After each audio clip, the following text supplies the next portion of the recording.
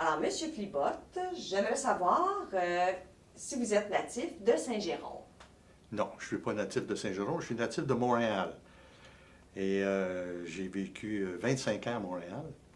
Et j'ai réalisé dernièrement que ça fait 50 ans que je suis à Saint-Jérôme. Plus de 50 ans que je suis à Saint-Jérôme.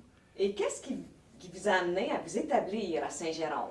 Ah ça, après des études en sciences, je suis allé à l'École normale Jacques-Cartier. Et puis, à la dernière année, à l'École normale Jacques-Cartier, il y a un monsieur, j'ai oublié son nom, Hervé Major. C'était le premier directeur général de la commission scolaire de Saint-Jérôme, qui était à la recherche de 3 enseignants pour le secondaire à Saint-Jérôme. Alors, il est venu à l'École normale Jacques-Cartier rencontrer le directeur des études, qui était M. Marcel Sicotte, et pour ces 3 matières-là. Et Marcel Sicotte a recommandé trois étudiants. Et moi, j'étais de son choix pour enseigner des sciences à Saint-Jérôme. On a rencontré M. Major. Et là, M. Major voulait absolument qu'on vienne. Alors, il y avait beaucoup d'avantages. Parce qu'on avait fait des demandes pour enseigner à la commission scolaire de Montréal. Et différentes commissions scolaires, mais partout, il n'y avait pas de poste disponible pour enseigner au secondaire. Et tous les 3, on voulait enseigner au secondaire. Mais là, il nous offrait d'enseigner au secondaire, c'est très intéressant. Et en plus de ça, il nous a présenté un argument de taille, et la convention collective de Saint-Jérôme. Il venait de la signer il y a à peine un mois. Et puis, il nous a montré cette convention collective-là. Et il offrait 800 $ de plus que ce qu'on gagnerait si on était à la commission scolaire de Montréal. C'était déjà intéressant. Et puis, il nous dit, je vais vous donner aussi un boni à la signature de 500 $. Vous allez gagner 500 $ de plus avec ce boni-là. Je reviendrai à un moment donné là-dessus, ce fameux boni-là. Hein. Alors, c'est comme ça qu'on a signé notre contrat pour venir à Saint-Jérôme. Et tu t'es retrouvé à quelle école? On s'est retrouvé à l'école Monseigneur Frenette. On a fait les démarches pour rencontrer le directeur de l'école, le frère Isidore Fortin. Et la première semaine du mois d'août 1962, on s'est présenté ici à l'école Monseigneur Frenette. Et on savait que c'était une école qui était gérée dirigée par des religieux, les frères des écoles chrétiennes. Alors quand on s'est présenté, on voulait rencontrer le frère Isidore Fortin. Et il y a une personne qui nous attendait en haut de l'escalier, en Bermuda et en chemise hawaïenne. Il nous dit, c'est moi, le frère Isidore Fortin. On était vraiment surpris. On pensait de voir quelqu'un avec une soutane, mais non, absolument pas. Et on était très, très bien accueillis. Et là, en discutant avec lui, il nous a mis à chacun la tâche qu'on aurait à l'intérieur. Et moi, comme tâche, on m'offrait d'enseigner à 3 groupes de 11e général, où j'enseignerais la chimie, la physique et la biologie, les 3 matières, plus une période dans chaque groupe d'études que j'aurais eu à faire aussi dans mon horaire. Ça, c'est ce qu'on m'a offert quand je suis arrivé. Voilà. Pourrais-tu me raconter ta première journée d'école? Ma première journée. Il faut dire que à cette époque-là, j'étais dans ma 9e année comme joueur de football dans une ligue intermédiaire à Montréal. Ça s'appelait le Rosemont National. Il faut dire que le football à Montréal, à l'époque, c'était que des anglophones. J'étais le seul francophone dans cette équipe-là. Et on jouait une partie à Marieville, sur la rive sud de Montréal. Et vers la fin de la partie, heureusement, c'est arrivé vers la fin de la partie, lors d'un plaqué, à cette époque-là, on portait des casques, mais les casques, il n'y avait pas de grille sur les casques. C'était juste une barre de métal qui était plutôt basse. Alors, j'ai reçu la bottine du joueur en dessous de l'œil. Alors, je me suis ramassé avec un œil au beurre noir assez prononcé, des bleus, là. Alors, quand je me présentais en classe le lendemain, j'étais assez nerveux que j'ai tout oublié ça, moi, là. Hein? Alors, je me présente devant la classe et les élèves, et puis les élèves me regardaient assez calmement. Mais là, je supposais que c'était ma taille qui les impressionnait, là. Parce qu'à 6 pieds 1, 250 livres, là, devant des jeunes de 11e année, là, C'était surprenant. Alors, c'est comme ça, mais personne ne posait de questions. Mais j'ai appris après que les étudiants se disaient, c'est sûrement un boxeur ou c'est un bouncer en quelque part, là. Et jusqu'à temps qu'un étudiant ose poser la question. Il y a un étudiant qui lève la main à un moment donné, là, je pense que j'étais rendu à mon troisième groupe, là. Ils s'en parlaient entre eux autres. Puis là, il y en a un qui s'est décidé, il dit, Monsieur, je voudrais savoir qu'est-ce qui est arrivé à votre œil. Fait que c'est là que je leur ai expliqué que je jouais au football. Alors, ils ont appris là, que je jouais au football et que c'était une conséquence du jeu, tout simplement. C'était particulier à cette époque-là parce qu'en fin de compte, l'école Monsieur Frenette venait à peine d'être construite et également le collège venait de passer au feu. Oui, en février 1962, j'ai appris ça après, là, le collège a passé au feu. Alors, Monseigneur Frenette était ouvert depuis un an, mais il offrait que de la 8e et 9e année, je crois. Et là, en 62, quand je suis arrivé, bien là, il y avait le secondaire au complet, là, jusqu'à 9e année, 8e, 9e, jusqu'à 12e année. Et ben, c'est comme ça que je me suis ramassé à l'école Monseigneur Frenette. Même à l'époque, les frères avaient perdu leur résidence. Ils avaient toujours une résidence à l'île des Frères, qu'on appelle l'île des Frères, pas loin des Chutes Wilson. C'était pour leur camp d'été. Alors, il y en a quelques-uns qui habitaient là, mais la plupart des frères habitaient l'école Monseigneur Frenette. Alors là, ils couchaient un peu partout. Hein. Plus tard, ils ont construit une annexe à l'école pour la résidence des frères. Mais moi, quand je suis arrivé là, les frères, ils couchaient partout. Ils couchaient, les toilettes étaient condamnées, puis il y a des frères qui couchaient dans les toilettes. Il y en a qui couchaient aussi dans la chaufferie, autour des fournaises. Ils couchaient un peu partout. Donc, l'école servait de dortoir aussi. Elle servait de dortoir pour les frères. Pour les frères. Oui, oui, oui, en plein ça. La même chose pour la cafétéria. Il y avait la cafétéria pour les étudiants, puis nous autres, on était obligés, les profs, c'était moitié-moitié, les laïcs et les frères, d'aller manger dans la cafétéria. Mais les frères, au bout de la cafétéria, il y avait une salle avec une grande table, une cafétéria pour les profs. Mais il n'y avait que des frères qui allaient là parce qu'ils étaient assez nombreux qu'il n'y avait plus de place pour les laïcs. Alors, les laïcs qui habitaient Saint-Jérôme allaient manger chez eux. Mais nous qui voyagions de Montréal, parce que la première année que j'enseignais à Saint-Jérôme, on voyageait, en septembre, c'était pas possible de trouver un logement à Saint-Jérôme pour les trois. Alors, on voyageait soir et matin pour venir donner nos cours à Saint-Jérôme. Tu as enseigné combien de temps à Monseigneur Frenette? À Monseigneur Frenette, j'ai enseigné jusqu'en 67 ou 68, je ne suis pas sûr. Là.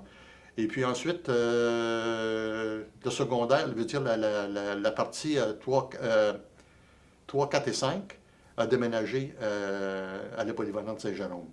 Alors en 67, 68, je suis allé à la polyvalente Saint-Jérôme. Et tu as voyagé seulement que la première année? Oui, j'ai voyagé seulement que la première année. Oui, oui. Ensuite, j'ai habité sur... la première année, j'habitais sur la rue Rochon. C'était juste en arrière de l'école, alors c'était pas tellement compliqué. Hein? Je partais puis je me rendais à l'école à pied. J'avais juste la cour à traverser pour me rendre. Et puis ensuite, ben là, à la polyvalente Saint-Jérôme, il a fallu que je voyage un peu plus. Est-ce que c'est à ce moment-là que tu t'es fait construire sur la rue Humat? Oui, oui. J'ai habité 3 ans, 2 ans ou 3 ans? 3 ans. J'ai habité 3 ans sur la rue Mat. Et ensuite, ben là, faut dire qu'à cette époque-là, j'étais le premier enseignant spécialisé en sciences à Saint-Jérôme. Alors, j'enseignais à Monseigneur Frenette, mais là, on s'est mis à me faire des horaires un peu... dès ma 2e année, on a commencé à me faire des horaires. C'est-à-dire que je suis allé enseigner à l'École des métiers de Saint-Jérôme. Où se trouve la commission scolaire là, présentement, là, c'était l'École des métiers à l'époque. Alors, je suis allé enseigner la chimie et la physique à l'École des métiers. Et même pour que les horaires puissent arriver, j'arrivais 15 minutes en retard pour les cours de chimie, puis 10 minutes en retard pour les cours de physique. Mais là, ils acceptaient ça. Parce que c'était... Puis ensuite, l'année suivante, c'est l'Institut familial qui m'a engagé pour aller donner des cours de biologie aux filles. Ben, ça, j'ai trouvé ça assez intéressant. Alors, c'est pour vous dire là, tout simplement que c'est sûr que mes revenus s'enrichissaient là, tranquillement comme ça. Là. Alors, je me suis dit, tiens, pourquoi qu'on ne se construirait pas tout de suite? Alors, c'est que je me suis construit une maison sur la rue Matte à Saint-Jérôme. J'ai choisi le terrain du milieu. C'était c'était une rue qui venait d'être ouverte dans le Boisé, de la paroisse Saint-Pierre, la rue Matte, et puis il n'y avait aucune maison de construite. Moi, j'ai choisi le terrain du milieu parce que c'était le plus grand terrain qu'il y avait de disponible dans les environs. Et en 66, j'ai acheté le terrain. En 67, ils ont construit la maison. Et je suis déménagé là avec mes enfants. Et on était complètement dans le bois. C'est difficile de s'imaginer ça, la paroisse Saint-Pierre, complètement dans le bois. Mais nous, on était complètement dans le bois pendant 2 ans. Mais là, ensuite, là, il y a eu le boom, là, ça s'est construit. Là, les rues sont ouvertes autour, puis ils ont construit l'église pour commencer, puis en même temps. Pas au début, mais en même temps. L'église et les maisons autour. Et tu t'es retrouvé à enseigner à la polyvalente de Saint-Jérôme. Oui. Est-ce qu'à ce moment-là, c'était le début de la polyvalente de Saint-Jérôme? C'était le début de la polyvalente de Saint-Jérôme, effectivement. Il y avait l'école Mère Marianne, qui était l'école des filles. Parce qu'il faut dire qu'à cette époque-là, là, les garçons allaient dans une école, puis les filles dans une autre école. Les sexes étaient séparés. Mais lorsqu'il y a eu le ministère de l'Éducation a été créé et tout ça, on a créé, le ministère de l'Éducation est arrivé en même temps tous les changements au niveau de l'éducation. Et là, les polyvalentes ont été créées. Et lorsqu'on a créé les polyvalentes, c'est devenu mixte. Fait que, veut dire qu'à Frenette, tu as enseigné uniquement des garçons. Seulement des garçons, jusqu'en 67, 68, voilà. Et puis ensuite, à la polyvalente, c'était mixte. C'était bien différent. Est-ce que tu enseignais les mêmes matières à la polyvalente? À polyvalente, quand j'ai commencé, j'enseignais la chimie. J'enseignais la chimie en secondaire 4 et en secondaire 5. Et ensuite, ben là, la population a augmenté assez rapidement. Il est arrivé à un moment donné la double promotion, ce qui a fait que là, il y avait énormément de groupes. On a fait disparaître la 7e année au niveau du primaire. Et là, ça a fait qu'il y avait une double promotion. Alors, il y avait beaucoup de monde polyvalente. Et là, le personnel a augmenté, le nombre d'enseignants a augmenté. Et là, j'enseignais seulement la chimie en secondaire 5. Et j'enseignais la chimie en secondaire 5 jusqu'à ma retraite en 94. Ça veut dire, André, que tu as connu la période, évidemment, du double horaire. Oui, période du double horaire. Mais là aussi, à la polyvalente, j'étais représentant des enseignants sur le comité d'école. Et on a, les nouvelles qu'on a eues de tout ça, c'est que le secondaire de 3, 4 et 5, qui est de 3 ans, ça a pris 5 ans pour que toute cette clientèle-là puisse sortir de la polyvalente. Alors, il y a eu beaucoup de reprises d'années dans tout ça, là, je pense. Là. Parce que c'était le double horaire, c'est-à-dire qu'il y en avait un groupe qui suivait le matin, puis un autre groupe dans l'après-midi. Alors, c'était quelque chose à vivre. Hein?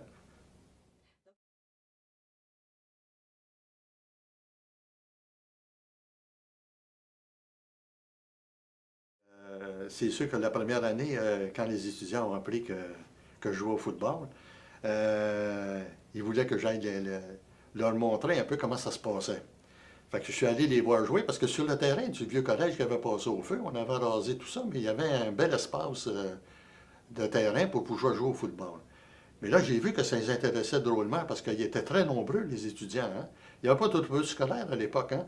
Alors les gens, les étudiants, je m'attendais à ce qu'ils retournent chez eux le soir, mais là, pas du tout. Hein? Ils voulaient absolument jouer au football, puis que j'aille les voir jouer, puis leur expliquer des jeux et tout ça. Et fait que je me suis impliqué dans le football de cette façon-là, avec les jeunes. Et j'ai même, à un moment donné, à l'auditorium de l'école Monseigneur Frenette, j'avais programmé, après les heures de cours, là, le soir, une session pour leur expliquer ce que c'était le football.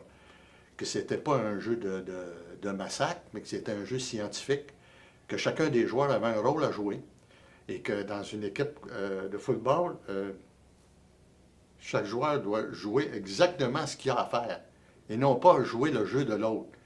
Un plaqueur, c'est un plaqueur, puis j'essaie de revenir parce que moi, j'ai joué au football, mais j'ai joué au football en anglais. Hein. Fait que, il y a plaqueur, puis les gardes, le joueur de centre. Même chose avec les ailiers. Le corps arrière, qu'est-ce qu'il avait à faire? C'est lui qui a le plus de mobilité à l'intérieur d'une équipe de football. Mais c'est le seul qui a de la mobilité. Les autres ont tous un jeu à jouer. Et quand le jeu est appelé, ils doivent le jouer à la perfection. Il y a des pratiques qui se font, qui se répètent, ils se répètent, ils se répètent, jusqu'à temps qu'ils deviennent habiles, mais ils doivent jouer exactement ce qu'ils ont à faire, autant à l'offensive qu'à la défensive. Puis là, j'expliquais ce rôle-là au tableau, là, à chacun des étudiants. Alors, ils ont trouvé ça bien intéressant. Et même, je suis allé chercher je connaissais beaucoup de gens à Montréal avant de m'en venir à Saint-Jérôme, là, dans le monde du sport. J'étais allé à la brasserie d'art chercher la finale de la Coupe Grey sur un film. Alors, je leur passais ça pour leur expliquer. Vous allez voir de quelle façon ça se joue. Je leur expliquais les jeux d'avance qu'il y avait entre les joueurs. Puis je disais, remarquez bien les interrelations, ce que chacun fait. Et les formations défensives, c'était pareil, qu'il y avait, pas trop compliqué, il y avait 3 formations défensives. Il y avait Oklahoma, il y avait Umbrella, puis il y avait, là, je ne me souviens pas de l'autre, là, mais il y avait 3 formations défensives. Alors, les jeunes étaient vraiment très intéressés à ça. C'est ce qui t'a amené à créer le premier club de football à Saint-Jérôme. Oui. J'ai eu c'est 3 personnes qui m'ont abordé. Claude Boyer, Jean-Claude Guindon, et puis une autre personne qui était de la compagnie Roland, mais là, il y était plusieurs de la compagnie Roland, mais lui, il représentait il voulait qu'on forme une équipe à Saint-Jérôme. Moi, j'étais bien d'accord avec ça. Alors, on a fait une réunion, puis on a invité tous ceux qui voulaient jouer. Alors, c'était, fait là, où ils voulaient jouer les joueurs. Fait que là, j'ai faisais courir, puis j'ai faisais voir leur habileté à chacun. Alors, on avait une ligne offensive qui était vraiment impressionnante. En tout cas, dans une ligue intermédiaire, là, la moyenne était 355 livres. Et puis, vous pouvez imaginer, j'ai jamais, pas 300, 255 livres. Moi, j'en reviens pas. Hein. Je pense à ça encore aujourd'hui. Puis je me dis, c'est toute une ligne. Hein. Il y a seulement que dans les nationales de football aux États-Unis qui peuvent avoir plus gros que ça. C'était vraiment vraiment une bonne équipe. À quel endroit tu faisais vos pratiques? On pratiquait au Parc Melançon. Mes 3 personnes là, qui s'occupaient. Moi, je m'occupais du football. Eux autres avaient obtenu un local dans l'aréna. C'était un local au fond de l'aréna. C'était pas le local des joueurs de hockey. Parce que le hockey, la plupart du temps, l'automne était déjà commencé. Là. Et puis, on pratiquait dans le parc Melançon. Et puis moi, j'avais beaucoup de contacts à Montréal. Alors, j'ai planifié quelques parties. Et puis, ça s'est bien passé parce que je pense qu'on a joué 4 parties dans la première saison. Et puis, on a gagné nos 4 parties. Il y a vraiment du potentiel parce qu'il y avait des joueurs. Ça venait de partout, les joueurs. Hein? J'avais un agent de la police provinciale, il y avait un agent de la gendarmerie royale, il y avait des gens de la Roland, des gens de Dominion Roberts. Ça venait de partout. Et il y avait aussi de mes étudiants, dont, comment est-ce qu'il s'appelait? Richard Bélanger. C'était vraiment, c'était mon corps arrière, ça. Puis, il avait un bon bras, puis il avait une bonne vision du jeu. Moi, pour être bien certain qu'il était correct, là, je mettais un casque de football sur la tête, là, puis je disais, là, vas-y, parce que j'ai déjà vu, moi, des bons corps arrière sur le terrain, à plat, mais un coup qu'ils ont un casque sur la tête, ils sont plus capables de retrouver. Ils sont pas capables de retrouver les joueurs sur le terrain. Alors, mais lui, il était vraiment habile, parce qu'il y en avait 2 corps arrière, puis il y en avait un, lui, il était pas capable il faisait des passes courtes, mais il ne voyait pas. Il n'était pas assez rapide pour pouvoir voir les jeux. Malgré que la ligne donnait une protection, un cap protection qu'on appelle là, quasiment parfaite, là, avec la grosseur des joueurs qu'il y avait là. Mais lui, il était vraiment bon, ce jeune-là. Tu as contribué également à la création de 2 petites ligues. Oui, oui. Je pense que c'est à la 2e année de notre équipe, là, le Club Richelieu est intéressé à financer 2 ligues pour les jeunes, des midgets. Oui, c'est ça, c'est des midgets, des bantam. Et puis, ils m'ont dit à condition que j'aille donner une conférence au Club Richelieu. Alors, je suis allé donner une conférence au Club Richelieu pour leur expliquer tout ce que ça pouvait apporter le football chez les jeunes. Alors, ils ont financé les 2 ligues. Et en 64, les ligues ont été formées. Et j'ai choisi 8 de mes joueurs qui pouvaient faire des bons entraîneurs pour les 4 équipes Pee-Wee et Bantam. Et pour les attirer au Parc Melançon, j'ai invité 4 joueurs. J'avais des contacts avec les Alouettes de Montréal. J'ai invité 4 joueurs des Alouettes de Montréal qui sont venus sur le terrain pour rencontrer les jeunes, pour jaser avec eux autres. Et ensuite, il y a eu la distribution des équipes. Là, chacun choisissait des joueurs. Je ne me souviens plus de quelle façon ça a été fait, là, mais ils se sont choisis des joueurs pour former les équipes. Et après quelques entraînements, je suis allé les voir. Après quelques entraînements, je leur ai dit, il faut que vous puissiez, entre vous autres, vous échanger des joueurs. S'il vous manque des joueurs pour la ligne ou... Fait que là, ils se sont fait un échange pour essayer d'équilibrer les équipes un peu. Et c'est comme ça que la Ligue a été... les 2 ligues ont été formées. Et ça a bien fonctionné, hein? C'est une activité Oui, pour du financement. pour du financement. On a des joueurs des Alouettes. S'était formé une équipe de hockey. Et puis, c'était l'équipe de hockey des Alouettes qui venait jouer... des Alouettes de Montréal, non pas les Alouettes de Saint-Jérôme, les Alouettes de Montréal qui venaient jouer contre les Ailes Rouges de Saint-Jérôme. La dénomination. On devait se ramasser des fonds avec ça. Malheureusement, je peux vous dire qu'on n'a eu aucun spectateur. Parce que la journée où ça s'est produit, eux autres sont rendus de bonne heure ici à Saint-Jérôme, les joueurs, hein? Parce qu'ils voulaient voir comment la ville était et tout ça, puis à quelle place qu'ils jouaient, puis ils venaient installer leurs affaires dans la chambre des joueurs. Mais il y a eu une tempête épouvantable. Même ils ne fournissaient pas pour nettoyer les rues de Saint-Jérôme. Ça ne circulait pas à Saint-Jérôme. Mais je me suis dit, c'est pas eux autres qui vont manquer de joueurs, c'est nous autres. Mais non, les jeunes sont venus.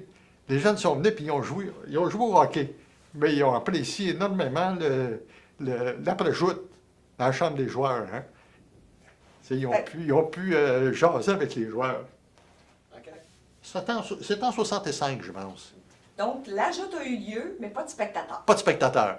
Fait qu'on n'a pas fait d'argent. Et eux ils nous chargeaient un montant très, très minimum. Mais là, ils ont décidé qu'ils ne réclamaient rien. Bien sûr, on n'a pas perdu d'argent, mais on a eu énormément de plaisir. Je rencontre des fois des anciens joueurs. Je ne les reconnais pas, hein. Mais je dis, M. Flibot m'avait coaché. Puis je me souviens de la partie de hockey. Ils se souviennent de ça. Ah oui, oui. Voilà. Monsieur Flibot, je vous remercie infiniment de votre témoignage aujourd'hui. Ah, ça m'a fait plaisir. Alors, l'entrevue se termine ici. On aura l'occasion de